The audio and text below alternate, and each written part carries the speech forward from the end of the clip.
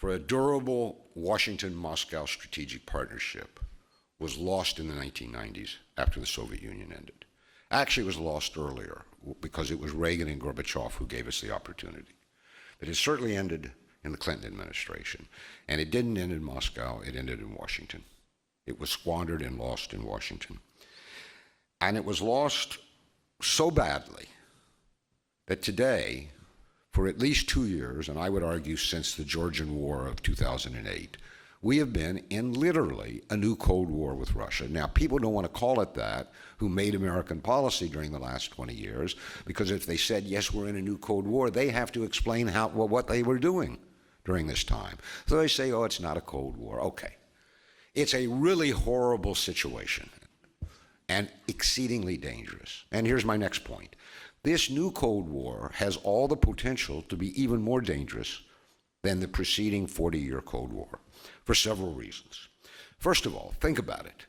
Those of us in this room of that generation, and we seem to be in the majority, know that the epicenter of that Cold War was in Berlin, not close to Russia. And there was an enormous buffer zone between Russia and the West in these satellite or bloc countries in Eastern Europe. Today, the epicenter is literally on Russia's borders in Ukraine. It's Ukraine that set this off.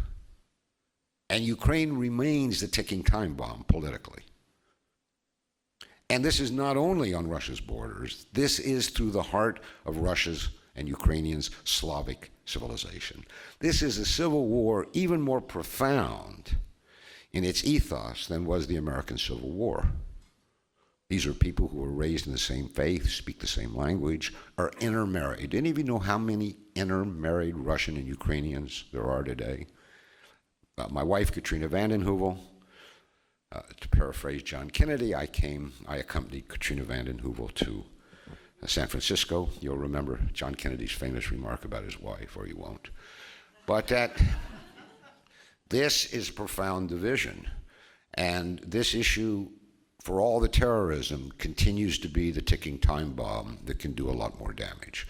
So but the fact that it's right on Russia's border and in, so to speak, the Russian-Ukrainian soul, at least half of Ukrainian soul, the other half yearns for Western Europe, fair enough, makes it even more dangerous. Still worse, you'll remember that after the Cuban Missile Crisis, Moscow and Washington developed certain rules of mutual conduct. They saw how dangerous, how close we came to nuclear war. So no-nos, whether they were encoded in treaties or unofficial understandings between Soviet and American leaders, you don't do this. Each side knew where the red line was. Now, we tripped over it occasionally, but we immediately pulled back because there was a mutual understanding that there are red lines. There are no red lines today.